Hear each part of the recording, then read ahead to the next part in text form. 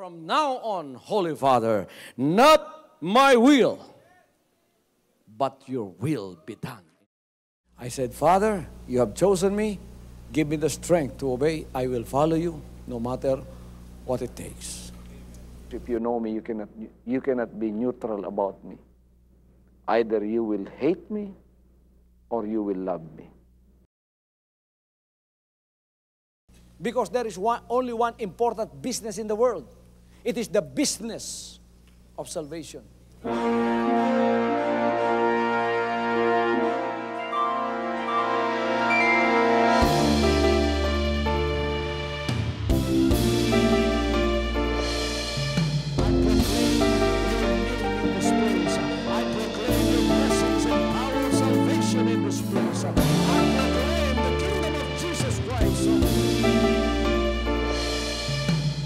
As I am concerned, and as far as the work of God is concerned, we have reached the end.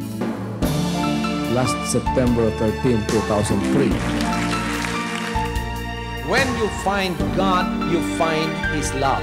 Because God is love. Ganon ang pag-ibig ng Panginoon. Walang katapusan na yan ay bumabalik-balik sa atin. If you want to receive, you have to give. Receive it by faith and say, Lord, I will touch up.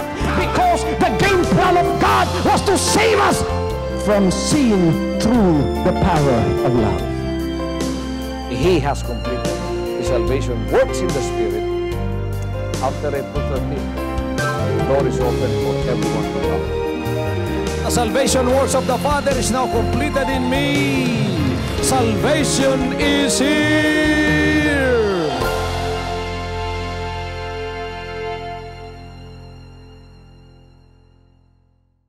Tayo ay lumalapit na sa pinakahuling mga araw na kung saan ang siyang pinakahintay ng napakaraming mga tao. At sa mga panahong ito na lumalapit na ang araw na kung saan face-to-face makikita natin ang ating tagapagligtas, na walang iba kundi ang ating Panginoon, ay lalong lumalala ang sitwasyon ng salibutan. Wala sigurong panahon sa ating pamumuhay na kailangang mapalapit tayo sa Panginoon, kundi sa panahong ito ng mga huling araw. Hallelujah! Ito ang panahon na kung kailangan ay talagang tayo'y matanganan natin ang Panginoon. We cannot perhaps tangibly hold on to God because God is a spirit. We cannot do that physically. But spiritually, we can do it. Because the Bible says, draw nigh to God, and He will draw nigh to you. Lumapit ka sa Panginoon, at Siya ay lalapit sa iyo. Sinabi ng James chapter 4 verse 8, lumapit ka sa Diyos, at ang Diyos ay lalapit sa iyo. It's not the other way around. People want to get closer to God, but they want God to come to them in order for them to draw closer to Him. It's not that way, and it's not what the Bible says. The Bible says it is us that should draw nigh to God so that God can draw nigh to us. Kailangan tayo ang gumawa ng unang hakbang na lumapit sa Kanya upang Siya naman ay mapalapit sa atin. Ngayon ang tanong, paano akong mapapalapit sa Diyos? Gusto ba ninyong mapalapit sa Diyos? Sino ang gustong mapalapit sa Diyos sa mga huling araw na ito? Some of you feel that you have been drawn away so far from God that you cannot feel His presence anymore. Some of you feel that God has left you out and that God does not care about you anymore. Look at the problems that happen in my life. Look at what is happening in the circumstances of my life. Look at what is happening in my present, my past, and my maybe my future life is going to be like what my past life was. God does not care about me anymore. I have been into troubled waters and nobody helped me. I have been into so many trying circumstances and I don't know the way out. I have been in so many heart-rending circumstances and problems in my life and nobody helped me out. Your heart may be crying out in this fashion, in this manner. Don't blame others, don't blame God. There is a way for you. And you can make the first step right now. The first step is for you to draw nigh to Him. How to draw closer to God is one of the problems that is so simple, yet it is so profound if nobody will tell you how. Because it's a spiritual problem. So, it's going to be solved by spiritual means. Hindi natin masusolve yan sa pamamagitan ng physical na solusyon. Masusolve natin ang problemang paano tayo mapalapit sa Diyos sa pamamagitan ng spiritual na solusyon. Paano, Pastor, akong mapapalapit sa Diyos? Meron akong inilista ritong mga iilang points na gusto kong malaman ninyong kung paanong mapalapit sa Diyos. You want to get closer to me? Why? Many people want to get closer to me because they want to talk to me. Napakarami ng gustong mapalapit sa akin. Hindi upang matingnan lang ako. Kundi karamihan sa kanila, gusto nilang mapalapit sila sa akin upang ako ay kanilang makausap. You cannot possibly talk to me when you are that far from me. We cannot possibly converse in a conversational tone if you are far away from me. Let's say my distance from here to the first row is 15 feet. Or my distance from here to the last row is about 60 feet. You cannot come to me and talk to me if you are that distant away. So the first thing that you have to do is come closer to me in order for me to be able to talk to you and you be able to talk to me. Di ba ganon, mga kapatid? Okay. Gusto ninyong mapalapit sa Diyos? Ano ang pakay ninyo upang siya ay inyong makausap? At kung gusto mong mapalapit sa Diyos, napakasimple ng unang dapat gawin mo. Manalangin ka. Ang lahat ay sabing, manalangin ako. You pray. When you pray, believe that whatsoever you ask from Him, you shall have them. Your prayers, when they are sincerely made, whoever you are, whatever your religion is, whatever race you are, it does not matter at all to God. Because the Bible says, in every nation, where there are people that feareth God, God knoweth them. And God is not a respecter of person. Kung ikaw, kung ano ang pagkatao mo, dukha ka, meron kang sinasabi sa buhay o wala, educated, uneducated, ano ang klase ng buhay mo? Pagka ikaw ay may sinserong dalangin na sinabi sa Diyos, makikinig at lalapit ang Diyos sa mga dalangin mong yan, sapagkat yan ay ang kanyang inahanap sa mga tao. So when you pray, you must pray and you must accompany your prayer with desire and faith. Ang lahat ay magsabing desire and faith. Pagnanasa at pananampalataya. You don't have to memorize your prayers. Your prayers should not be memorized and said half-heartedly. You don't have to memorize any of those. You can come as you are and just use whatever sense of speech you have. does not have to be flowery. It doesn't have to be systematic. It does not have to be flourished or, shall we say, furnished with anything that would attract the attention of God. You just say it in your own words. That is sincerely praying to God. Hallelujah. Sabihin mo sa iyong sarili na pamamaraan. Lumapit ka sa Kanya at sabihin mo ang iyong mga pangangailangan. Sinabi ng Panginoon dito, you shall have whatsoever you have desired. If you pray and believe that you will receive them. Biro mo, pagka lumapit ka sa Kanya, the Lord is just a prayer away. Napakalapit pala ng Diyos pagka ang tao marunong manalangin. Bakit ang tao mananalangin siya? Napakalayo ng Diyos sa kanya sapagkat hindi siya marunong manalangin. Ngunit kung marunong kang makipag-usap sa Diyos at marunong kang manalangin, mapapalapit ka sa Kanya at siya ay mapapalapit sa iyo. Paano mong alam na napalapit ka na sa Diyos? Ang mga dalangin mo ay magkakaroon ng katugunan. Milagro ng kasagutan ay darating sa iyo. Kala ng iba naman, yung mga dalangin ay puro lang paghihingi. Do you know that prayers are not all asking God? I will tell you the truth. Before you even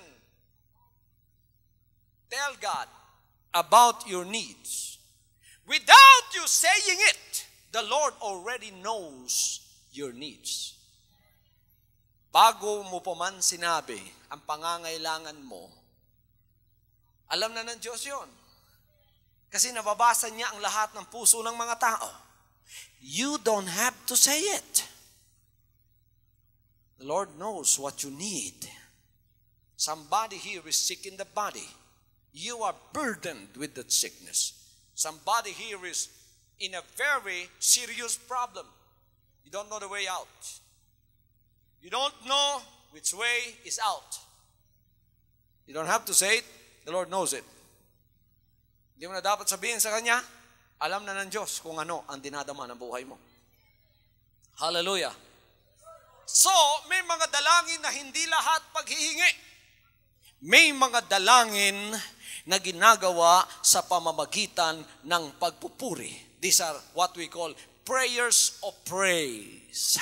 When you come to the presence of God, burdened with a problem, you don't tell Him what you need. You just have to praise Him.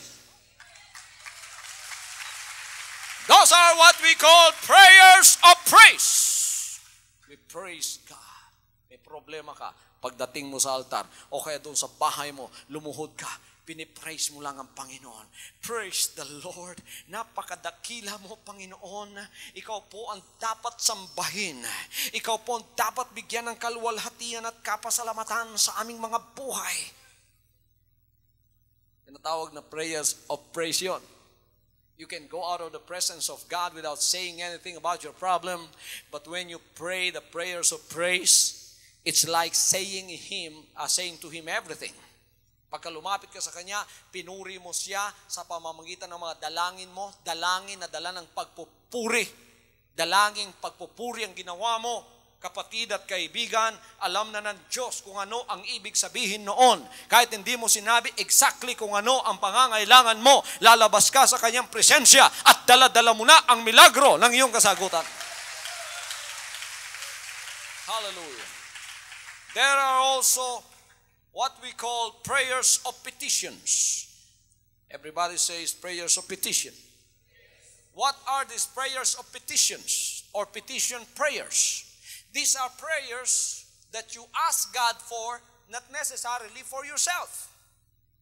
Ito ay mga dalangin na paghihingi sa Diyos, pero hindi mo sinali ang sarili mo. Humihingi ka para sa iba. Ganito ang ginagawa ng mga members ng Jesus Christ, the name above every name, sa prayer mountain at saka sa mga overnight prayers dito. Sineserox natin ang lahat ng mga prayer requests ng lahat ng mga covenant partners around the Philippines and around the world. Pagkatapos dinidistribute sa lahat ng members, and then we read these petitions before God. They are not ours. They are other people's petitions. But we raise them up to God. Kung ako ang Diyos, anong gagawin ko? Sasabihin ko, napakabait na anak nito. Siya mismo maraming problema. Tingnan mo, dinadalangin niyang problema ng iba. O kung ako ang Panginoon, anong gagawin ko? Uunahin ko muna yung problema niya. Kahit hindi niya sinasabi sa akin, napakabait niya sapagkat ang problema ng iba, ang kanyang inuuna bago ang sa kanya. That is how God operates. Prayers of petitions. Learn to pray the petition of other people's prayers. Itaas at iangat mo ang kanilang mga dalangin. Panalangin yan. Matututo kang manalangin. Pagkatapos, mapapalapit ka sa Diyos. Pagka nakita ng Diyos yun, mapapalapit siya sa iyo. Prayers of fellowship. Hallelujah. Do you know when you come to a church service like this, this is an equivalent to prayer? Because you are fellowshipping in the presence of God. Kahit hindi ka marunong manalangin, pagka umupo ka na dyan, dalangin na yan. Dalangin sa fellowship. Hallelujah! Oh, hindi mo alam, lumapit na yung mga anghel sa'yo, pagkatapos tinitingnan na nila, bakit nakaupo ang taong ito dito? Bakit nakikipag-fellowship ito? Kahit hindi ka marunong manalangin, dala-dala mo yung mga problema mo, kukunin yun sa'yo, gusto at ayaw mo. Whether you like it or not, those problems are going to meet their own solutions. And don't wonder why when you come into this cathedral or into the meeting, one of the meetings of Jesus Christ, the name above every name, most of your problems, if not all, most of your problems are going to be solved. Most of your problems are going to find their own solutions. We get closer to God when we use all three of them. Prayer of praise, prayer of petition, and prayer of fellowship. Pagka ginagamit natin yon, napapalapit tayo sa Diyos. Oh, di ba nafe-feel ninyo yan? Pagkatapos nyo nakapakinig na salita ng Diyos dito, lalabas kayo, magaang na kayo. At ang gaan ko. At saka masaya yung feeling. Ang gaang-gaang ng feeling. Bakit? Napapalapit ang Diyos sa inyo. Do you understand that? When you are far away from God, you are laden and are heavily laden with sin, you feel very weighted down with sin, which is darkness all around you. That gives you a hopeless perspective in life. Nagiging hopeless ka, bumibigat ang katawan mo, at ang pag-iisip mo bumibigat, nawawalan ka ng liwanag at nalilito ka, at nawawalan ka ng pag-asang mabuhay. Napakabigat ng sitwasyon mo. Pagka malayo ka sa Diyos, kasi ang Diyos liwanag. Pagka lumalayo ka sa Kanya, ganyan ang feeling mo. Mabigat ang feeling. Pero pagka napapalapit ka sa Kanya, by prayer of fellowship, by petition, by prayers of praise, napapansin mo, nagbabago yung pananaw mo sa buhay. Papansin mo, gumagaang ka. Hallelujah! Kaya't nakakaawit ka! At sinasabi mo, ang gaang-gaang ng feeling. Hindi na mo, no? Ang gaang-gaang ng feeling, kasi nalabahan na yung damit. Bagong suot, ang gaang-gaang ng feeling. O, lalo na yung damit spiritual. Pagka napalapit sa Diyos yun, ikukulam, malalaba, maliliwanagan, nawawala ang kadiliman, napapasok ang kaliwanagan, nagkagaan yung feeling mo, at nagkakaroon ka ng kagalakan, nagkakaroon ka ng tuwa, hindi ka marunong umiti, ngunit ngayon, kahit sinong iningitian mo na, pag-uwi nyo sa bahay nyo, hallelujah, pag-uwi nyo sa bahay nyo, pati aso nyo, hinahalikan na ninyo, sa tuwa yun. Nagtaka yung aso mo na palagi mong sinisipa, ngayon ay hinalikan mo na. Bakit? Sapagkat nakapasok na ang kaliwanagan ng Diyos sa iyo, napapalapit ka sa Kanya. Kaya yung hindi marunong manalangin, manalangin na kayo. Kailangan natin yan sa huling araw, mga kapatid, sapagkat lumalapit na ang panahon na dapat tayo ay talagang mapalapit sa Panginoon. It is impossible to be closer to God without praying to Him. It's impossible without praying to Him. Don't tell anybody, don't let anybody tell you on how to pray. The Lord has given us an innate feeling of knowing how to pray to Him because we are God's creation. He taught us in the innermost part of our spirit on how to pray to Him.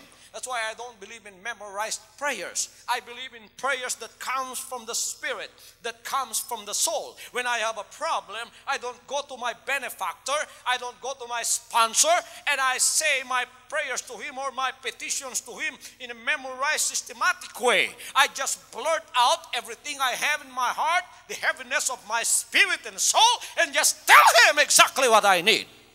That is equivalent to a very spontaneous prayer that God answers because it is said out of sincerity. Sinasagot ng Diyos yan, ang mga dalangin na ganyan.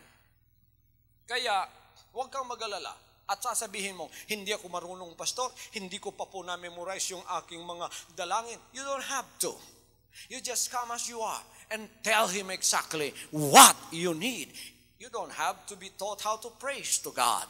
You can raise your hands and say, glory to God. Sabihin mo, malwalhati po ang pangalan nyo. Kahit hindi ko kayo kilala, pero kilala naman ninyo ako. Pinupuri ko po kayo, gumawa ng langit at ng lupa. Pastor, baka itinaas mo ang kamay ko, hindi ako nakakasigurong ang Diyos ang pinupuri ko. Paano ako nakakasigurong ang Panginoon ang pinupuri ko? Baka si Satanas ang nasa harap ko, pagpuri-puri ko na, siyang tumatanggap ng papuri ko. Paano ka nakakasiguro? Are you sincere and honest in praise to God? Are you really looking for the light and for the truth of the gospel?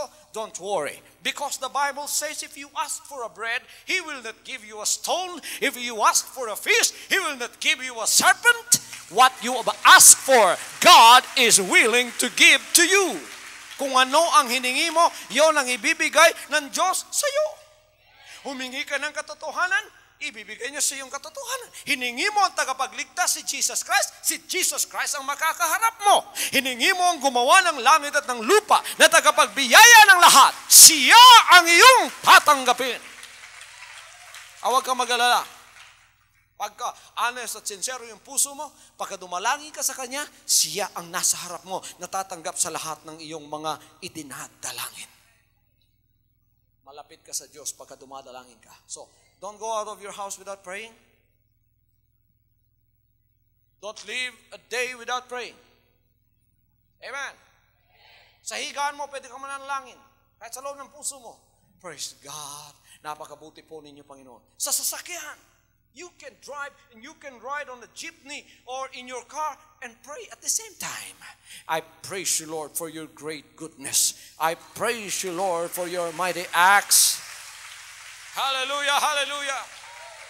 Hindi ko na kayo tuturuan kung paanong dumalangin sa Diyos at kung paanong pumuri sa Kanya.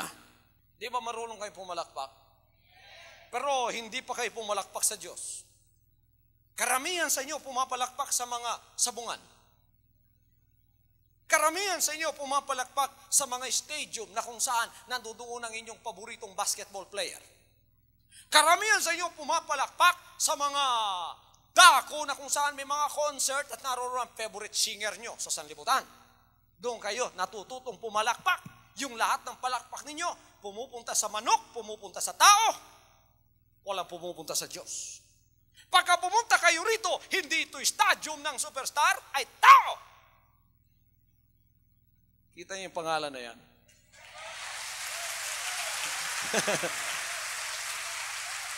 Pagka kayo'y pumalakpak, pumupunta sa Kanya.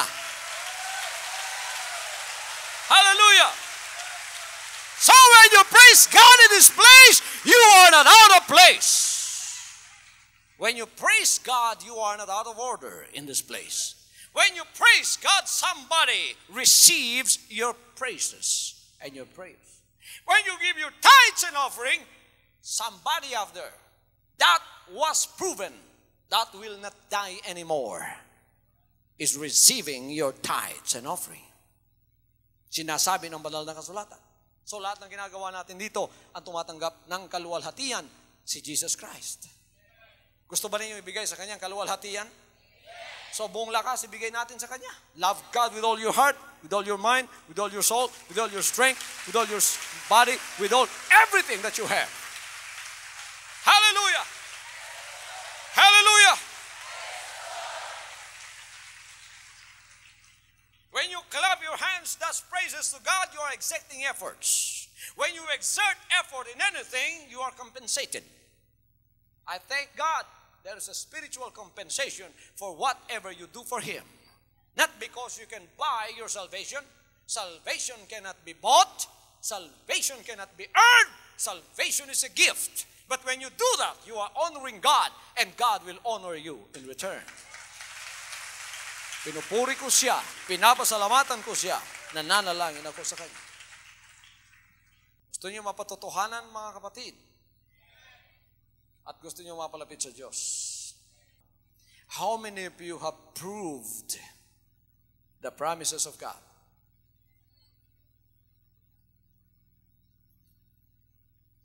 Have you proved the promises of God? Sinubukan na ba ninyo? May mga medisina kayo binili. Sinubukan na ba ninyo? Kortal, medical, masakit ang ulo ko. Subukan ko nga kung may epekto ito. Ininom mo, biglang-bigla nawala yung sakit ng ulo mo. Sabihin mo, epektibo. Ano man ang medisinang ina-apply mo sa katawan mo o iniinom mo internally at epektibo, sinasabi, epektibo ito. Sapagkat nasubukan mo. Nasubukan na ba ninyo ang mga pangako ng Diyos? Para kayo mapalapit sa Kanya, subukan ninyo ang Kanyang mga pangako. Bakit? Kasi bawat pangako na nagkaroon ng kasagutan at katugunan sa buhay nyo, nagpapatotoong siya'y buhay that throws you one step closer to Him. How can you get closer to Him when you have not proven His words are true? How can you prove them when you have not taken the steps of proving them? Kaya malayo kayo eh. Kaya wala yan. Bakit? Hindi mo nasubukan. Subukan ninyo magbigay ng tithes and offering. Palagi kong dinidiin yan. Sabi nung isang taga Hong Kong, bakit palagi mong idinidiin ng tithes and offering? Pastor, sapagkat ba hindi na mabubuhay ang ministry mo kung wala ng tithes and offering? Kahit walang tithes and offering, ang lahat ng tao mabubuhay ang ministry ng Panginoon. Sobra pa riyan. In fact, tithes and offering is the smallest offering that you can give to God. And when God gives, He gives great things. Kaya mabubuhay kung wala yan. Kaya wag ninyo munang tingnan yung tithes na ibinibigay ninyo. In the first place, that's not yours. That's God's. So, He only asks you to return it. He only asks you to give it back. When you give it back, you have proven that you can be trusted with all of the blessings that He has in store for you. And when you can be trusted, then the source of blessing is already open for you. And you will receive anything you want to in life. Patotoo lang yun. Pero huwag na yung tingnan yung ibinibigay niyong tithes. Hindi yun tinitingnan ko. Kasi kung titingnan ko yun, hindi mabubuhay ang ministry sapagkat ang operational expenses lamang ng ministry ng Jesus Christ, hindi sapat ang tithes. Pero ang tinitingnan ko, ang efekto ng pagbibigay ng tithes. Na sinabi niya, what did He say in Malachi 3:10? Give all the tithes into the storehouse, so that there may be meat in mine house. And prove me now herewith, saith the Lord. Everybody says, and prove me now herewith, saith the Lord. Subukin ninyo ako sa bagay na ito, sabi ng Panginoon. Anong sinabi yung efekto ng pagbibigay ng tithes? Bubuksan ko sa inyo ang dungawan sa langit. At bubuhusan ko kayo ng pagpapala na wala ng silit na kalalagyan. This is one particular verse in which God challenged us to prove Him. Have you proven Him? I have proven Him. Hallelujah. Hallelujah. this ministry is standing on the proof that the words of God never fails. Huwag kayong magmura. Lalong darami ang demonyo niyan. Sapagkat kung anong pinalalabas natin, nagkakaroon ng epekto yon. Gumagawa ng ayon sa ating sinabi. Pabitaan lang mo yung magsikag yung pisting yawa. Kada sulti ni mo na mo produce na kung sa kayawa. Mga sungayang yawa. Palisod-lisurong ka. Pero mga praise God! Kada yung praise God! Ang Ginoo layo-layo pa. Kada praise God ni mo ambak siya pila ka milya para lang sa imo ha.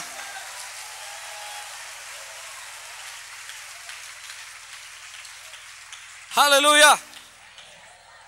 Bawat sigaw mo ng praise God, ilang milyong milya kalayo ang Panginoon.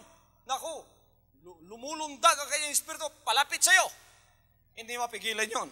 Sapagkat yan ay isang bagay na nangyayari sa spiritual at totohanang nangyayari, napapalapit ka sa Diyos. Subukan mo. Mula ngayon, araw-araw, gawin mo yan. Kung di ba makikita mo at kahit hindi ka nananalangin, isolve ng Panginoon ang problema mo, nasusolve ang mga problema mo. Praise pleases God. Nakakalugod sa Diyos ang mga pagpupuri. No negative words because one cannot complain, find fault, or be discouraged and truly praise God at the same time.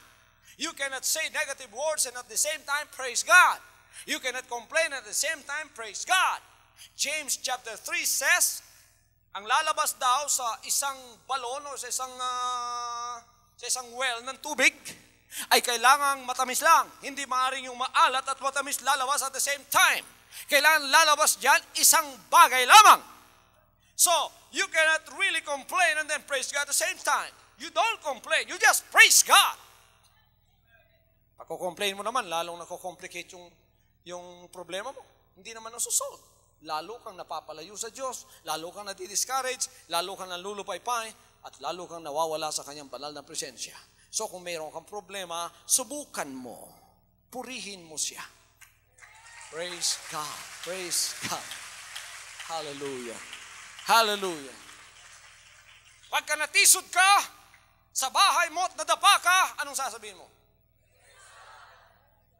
O hanagin ng pisting yawa. Praise God na. Bahala kung sa'yo may tabunin mo. Praise God yapon. Samot ka doon lang Ginoo. Samot ka luyang ginuhanin mo.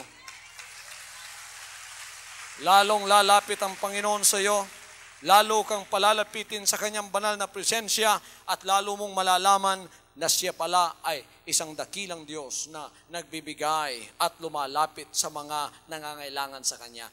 That is how to call on Him in time of distress. That is how to call on Him in time of need. And then when you feel that you are already in the presence of God, don't let it go. You just have to practice the presence of God. Practice the presence of God. Everybody says, practice the presence of God. Bakit anong sinabi niya sa John 14:18? I will not leave you comfortless. I will come to you. See? When he said that, he said it in truth because he is the truth. Sinabi niya, hindi ko kayo iiwan, babalikan ko kayo at makikisama ako sa inyo. Ang Panginoon ay hindi nagsisinungaling.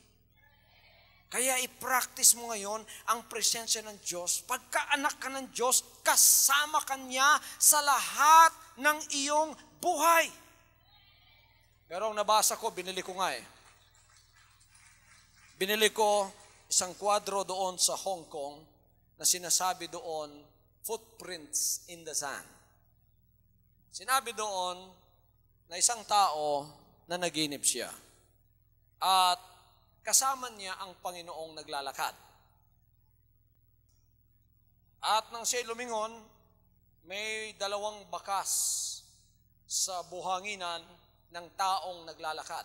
So dalawa sila ng Panginoon, yung bakas ng kanilang mga paa ay nakikita niya sa hulihan, dalawa talaga silang naglalakad. And then sa bandang unahan, ang nakita niya, isa na lang ang naglalakad. Noon, nung sa panaginip niya, isa na lang ang naglalakad na nakita niya noong nasa depresyon at mga problema siya. Kaya nagreklamo siya sa Panginoon, sabi niya, Panginoon, di ba kasama kita? Pagkatapos, nung panahon ng aking mga problema, nung panahon ng aking depresyon, nung panahon ng aking kahirapan, bakit nakita kong isa na lang ang naglalakad? Saan ka noon? Bakit mo ako iniwan? Lalong-lalo na sa panahong yun na ikaw ay aking kailangan. Sabi ng Panginoon, anak, hindi kita iniwan. Nakita mong yun na isang bakas na lang ang naglalakad at yun ay panahon ng iyong problema at dalamhatian sa buhay at kahirapan sa buhay. Alam mo kung anong ginawa ko? Inalsa kita at kinalong at naglalakad na nandito ka sa aking mga kamay. Hallelujah!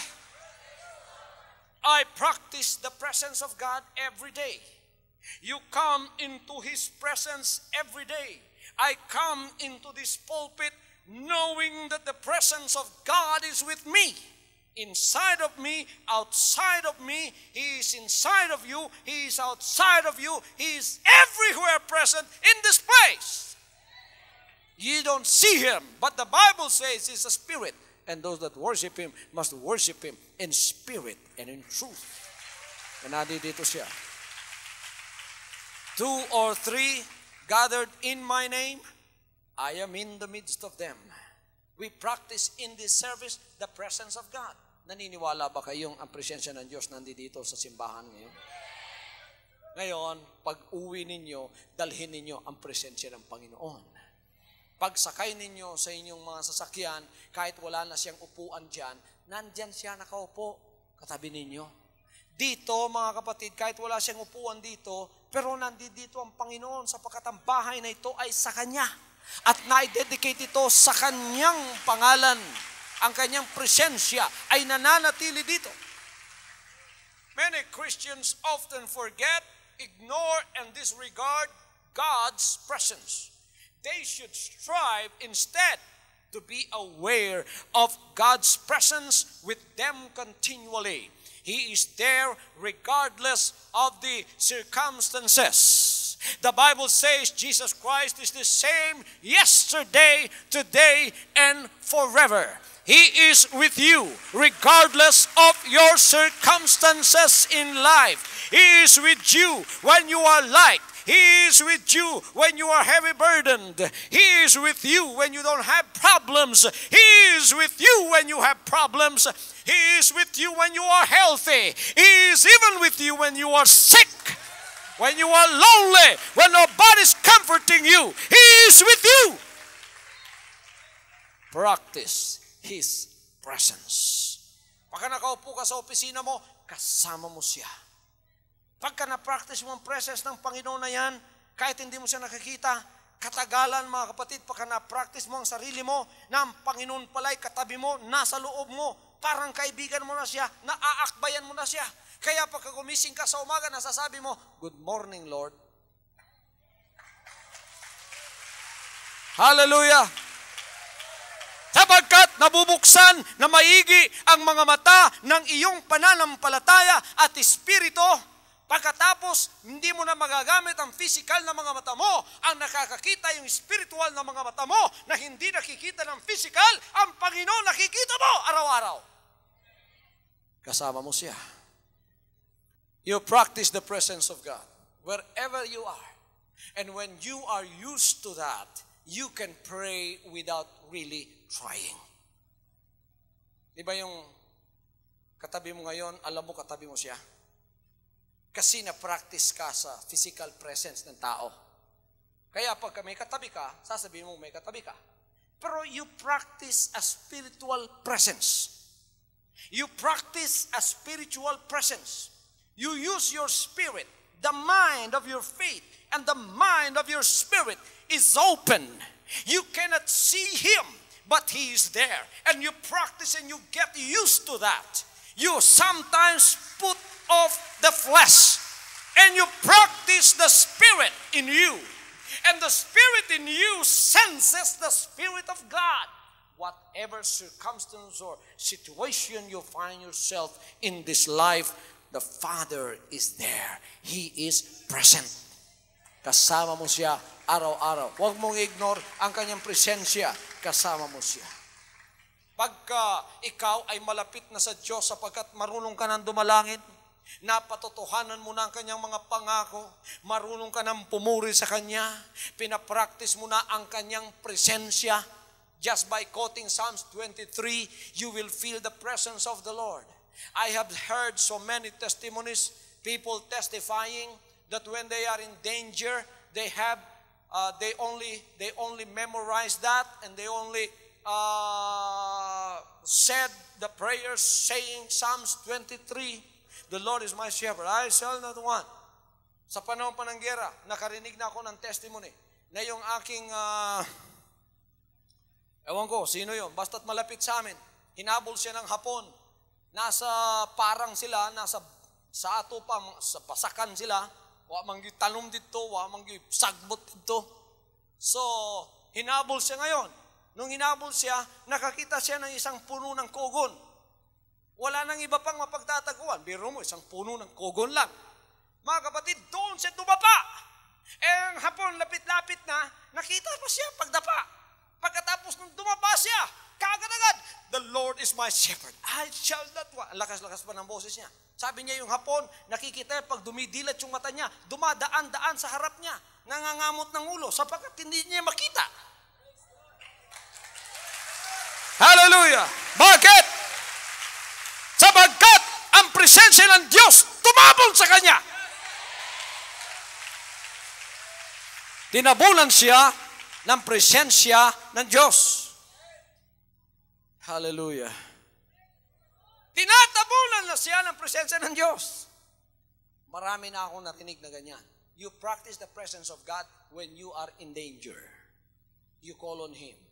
Jeremiah 33:3. Call unto me and I will answer you and show you great and mighty things which thou knowest not. Pagka kayo ay nasa kagipitan, takot, disgrasya, ayaw jud mo pumalikas. Ayaw mo yung pisting yawa, matay na tani.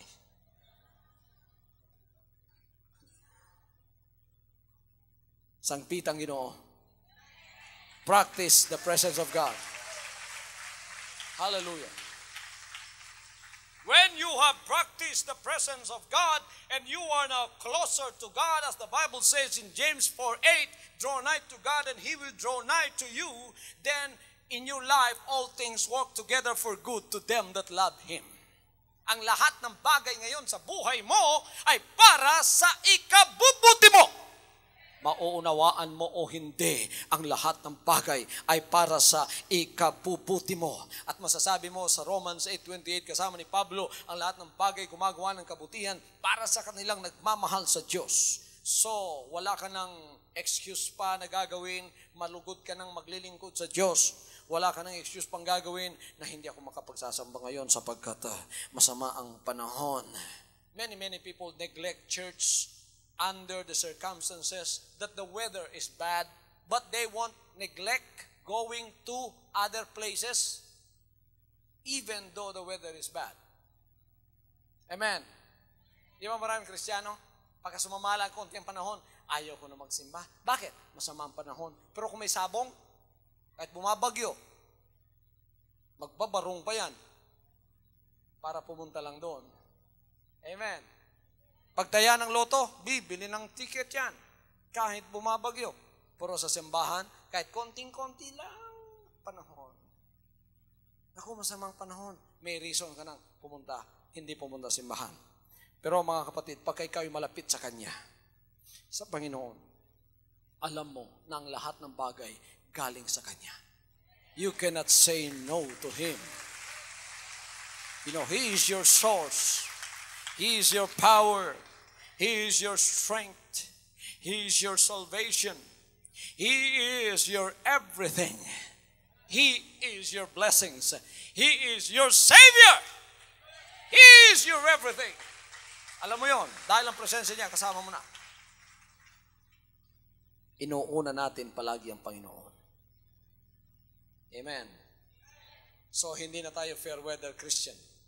Hindi na tayo nagiging fair weather Christian. Malapit ka na sa Diyos. Wala ka ng excuses na gano'n. Hallelujah. Binibigyan mo ng Panginoon ng first place. Do you give God first place? You don't mind the weather? The weather in this cathedral is not good. Ang panahon dito sa cathedral, may ulan o may bagyo sa labas, hindi maganda. Dahil mainit dito. Walang air conditioning system. Pero tingnan ninyo, lalo tayo nagsisiksikan ngayon. Kasi mahal natin ang Panginoon. Hallelujah. Hallelujah. At hindi na natin pinapansin ang time. Kalimitang panahon, ang pagsamba sa umaga lang.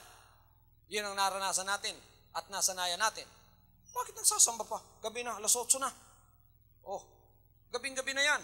Kanina pa natapos ang pagsamba. Pero tayong mga anak ng Diyos na malapit sa Kanya sa presensya ng Panginoon, pagkapagsambang pinag-uusapan, walang oras sa atin. Panahon wala sa atin. Oras wala sa atin. We walk in the Spirit. We please Him by what we do. Hallelujah. Then your worries, God will take care of that. When you are close to Him, God will take care of your worries. Worries are anxieties in life about tomorrow. Sino sa inyo nag-aalala para bukas? Sunod na linggo, may babayaran pa ako. Tuition ng anak ko. Bayad ng utang. You always think about tomorrow. Aalisin ng Diyos. Yan ang nakapagpapatanda eh. Ang nakapagpapatanda, hindi yung problema. Ang nakapagpapatanda, hindi yung utang. Ang nakapagpapatanda, hindi yung kahirapan at trabaho. Bakit matanda ka na? Puro trabaho. Hindi yon. Nakakabata yung trabaho. Problems will even make you younger.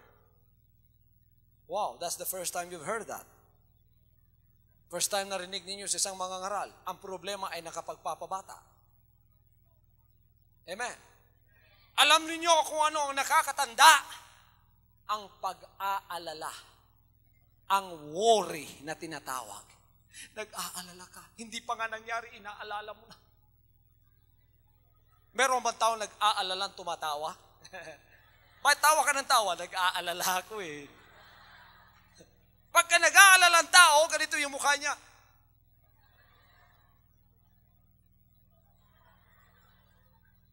Batang-bata ka pa, matanda ka na. Ang aalisin ng Diyos sa iyo, pagka malapit ka sa Kanya, yung pag-aalala mo. Hallelujah. Sa Bisaya pa, ang kabalaka kuhaon.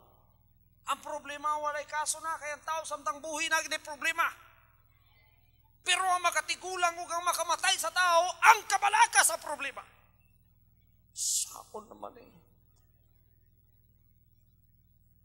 Ayaw sulting kong saon naman eh, naagyod lagi na ilusot bisang saon. Tuuhi ko, kay gikan ko diya.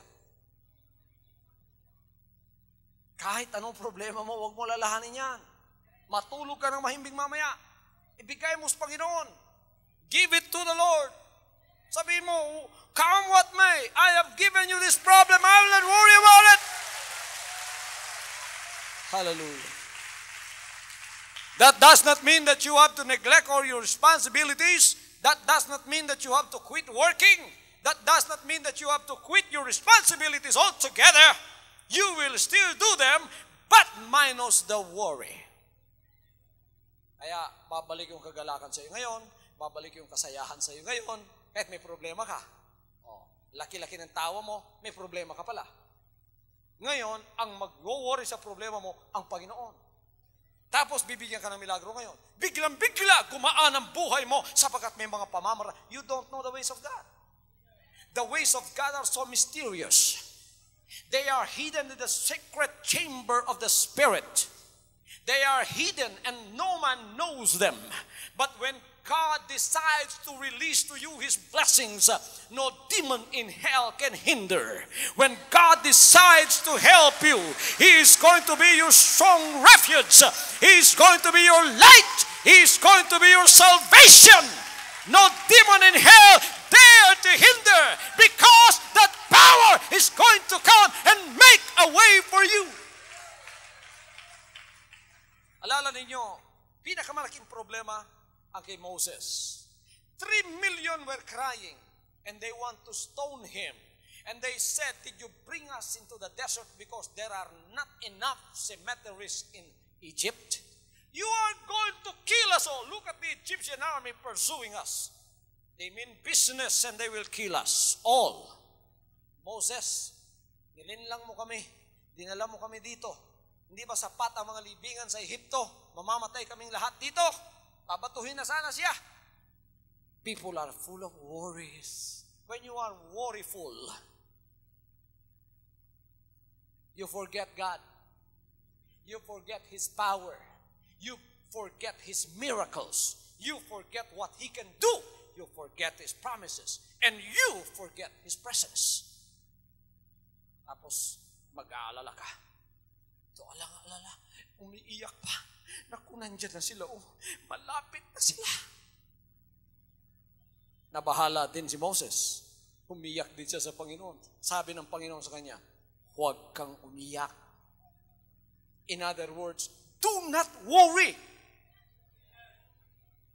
Di mo ba alam na ako ang nangunguna sa grupong ito? Di mo ba alam na ako ang Panginoon nyo? Sabi ng Panginoon, ano nasa kamay mo? Sabi niya, tungkod, Panginoon. Sabi niya, meron ka palang tungkod eh. Eh di pumunta ka doon sa bundok, ituro mo yan sa Red Sea, magkakaroon ng daan at dadaan kayo. That's a miracle. No one knows about that. No one had ever thought that a miracle like that would occur in a time and place where the Israelites were. Wala talagang nakakaisip. Pero ang Panginoon, hindi nawawalan ng milagro. Kaya anak ng Diyos, siguro ang problema mo, kasing laki ng problema ni Moses dahil ang balbas mo at ang kaputi ng buhok mo kapareho na sa kanya. Nandahil sa pag-aalala. Anong nasa kamay mo?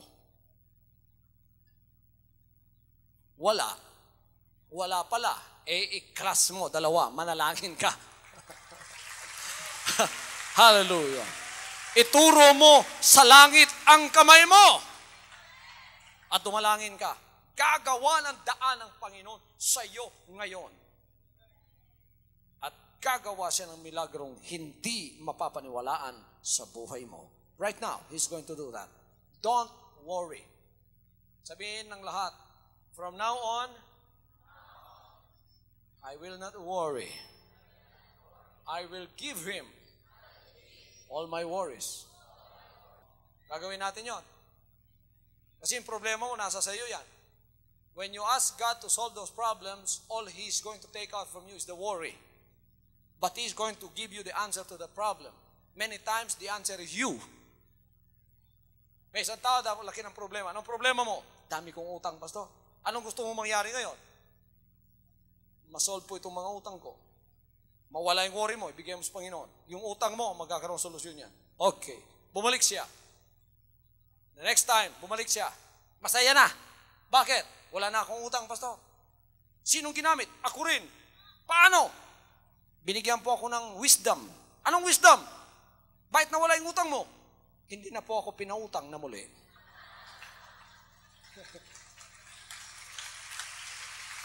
Very simple solution. Siya lang din pala ang solusyon.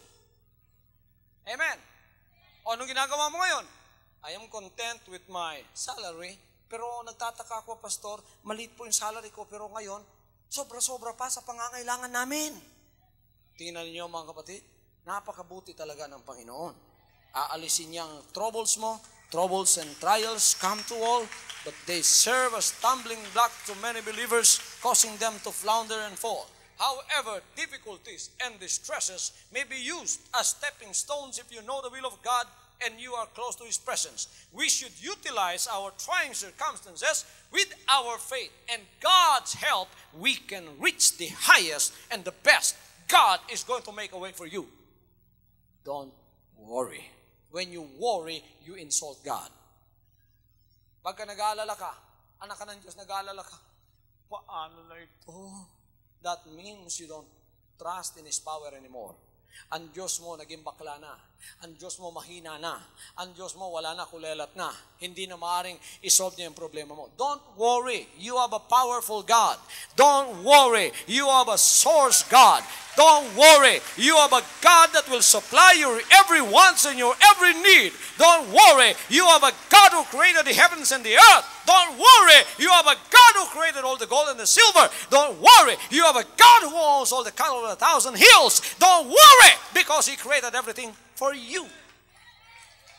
Don't worry. Kaya kayong tumatanda ng dahil sa pag-aalala, sige nga, subukan ninyong tumawa.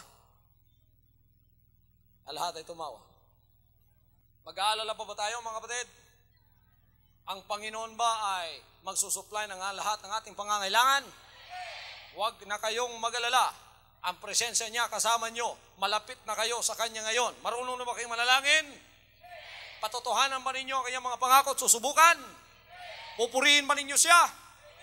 Anong gagawin nyo simula bukas ng umaga, 5:30?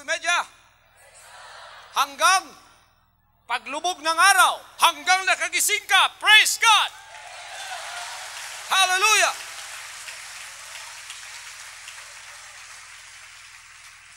And then learn how to wait on God.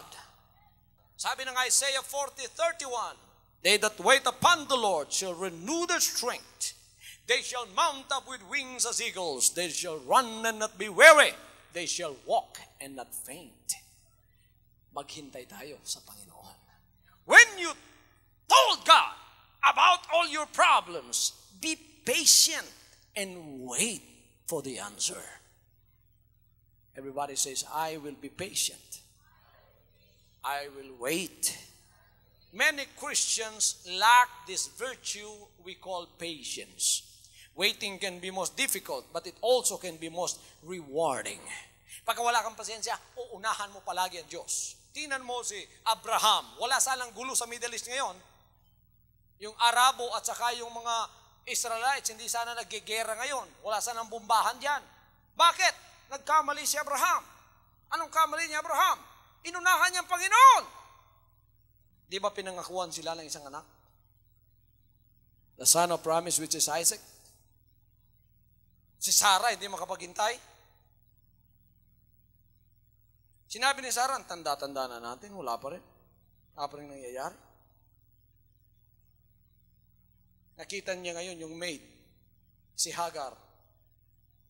Sabi niya, Abraham. Sinabi ni Sarah kay Abraham, yan si Hagar, oh. I cannot wait to have a child. Baka magkakaanak ka pa sa kanya. Oh. Inunahan nila ang Panginoon ngayon. Kinuha ni Abraham at ginawang concubine yun. Nanganak sila ngayon. Pagpanganak nila, yon ang pangalan ay Ismael. Siya ngayon ang naging ama ng lahat ng Arabo. Ngunit ang kanyang ina ay isang bond servant. Bond maid. Di nagtagal, nagkaanak din si Sarah, anak sa pangako, ang pangalan Isaac, ang tunay na anak sa pangako. Siya, ang descendants niya, walang iba kundi ang Israel. Ang Arabo ngayon at ang Israel ay nag-aaway. Hanggang ngayon nagbubumbahan dahil nagkamali si Abraham. Bakit? Hindi nakapaghintay. Pagka kayo'y humingi sa Diyos, maghintay kayo. Wait upon the Lord. Ay, nasa harap na yung television, maghintay kayo mga anak ng Diyos. Waiting can be a trial for you. Patience teaches us faith, and faith pleases God. Faith brings forgiveness, strength, miracles, and victories. This is what faith does. It gives us the knowledge that God is going to do something for us. But we have to wait. Maghihintay tayo. Muhulat ba mo sa tubag sa Ginoo? Kamu God usahay. Mangayo mo, kamu pa'y mabuot. Kano sa ihatag? Wala na nasa inyong kamu. Wagod mo buot ang Ginoo sa imong pangayoon. Ayaw po siya buti kung kano sa niya ihatag. Pagkawa, mahatag sa panahon ngayong gitagal, luod tayo. Hala ka diha. Nga mulakaw dahil palayo. Pagpalakaw ni mo palayo, ang Diyos magpabili lang diha. Pag silag tanaw ni mo, ikaw si kalayo. Ang layo-layo mo na. Hanggang malayo ka na. Paano pa niya ibibigay ngayon sa'yo? Anak, heto. Tamang panahon na ito. Ang layo mo na. Dahil nagtampo ka at sinabi mong, sa mga klaseng Ginoo ni, hindi mo utubag pagampo. Anak sa Diyos, balik. Balik o gampo.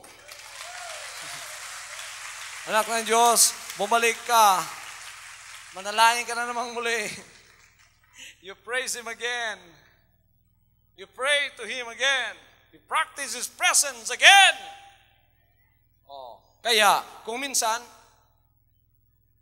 palapit ka na pabalik, ang kamay ng Panginoon nakaganon, sa pagbibigay sa hiniling mo, dahil matagal-tagal ka, dahil napakalayo mo na, nagtampo ka, may humiling na katulad mo, na nalapit, pagkatapos dahil nakaganon ang kamay ng Panginoon, sa Kanya na ibigay.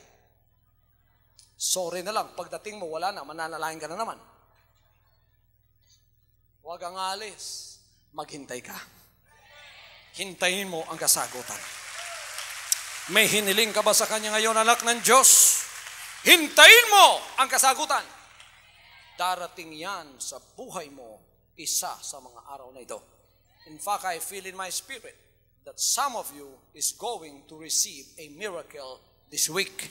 Miracle that you have been asking God for. May kasagutan na darating sa buhay mo. Ako'y dadalangin sa lahat sa inyo.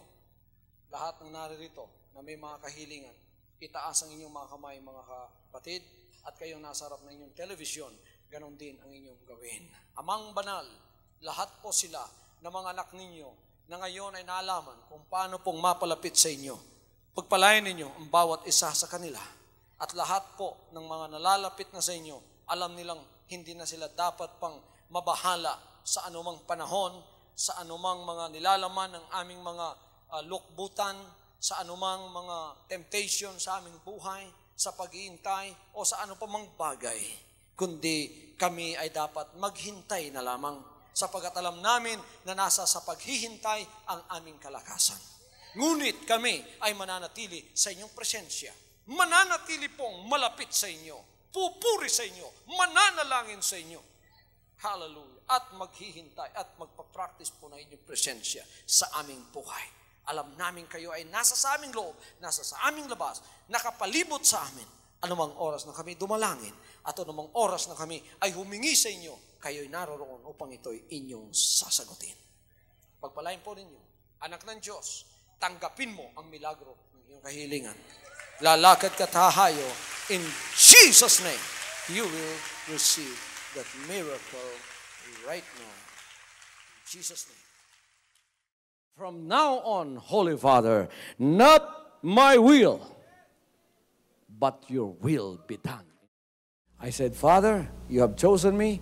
Give me the strength to obey. I will follow you no matter what it takes.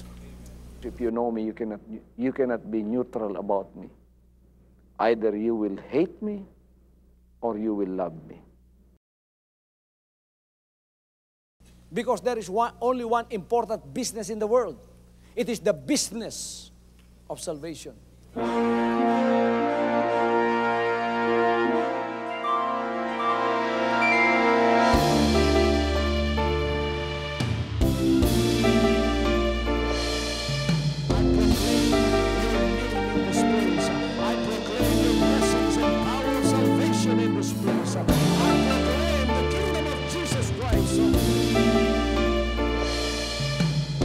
As I am concerned, and as far as the work of God is concerned, we have reached the end. Last September 13, 2003, When you find God, you find His love. Because God is love. Ganon ang pag-ibig ng Panginoon. Walang katapusan na yan ay bumabalik-balik sa atin. If you want to receive, you have to give. And receive it by faith and say, Lord, I will touch up. Because the game plan of God was to save us from seeing through the power of love. He has completed. His salvation works in the Spirit. After April 13, the door is open for everyone to come. The salvation works of the Father is now completed in me. Salvation is here.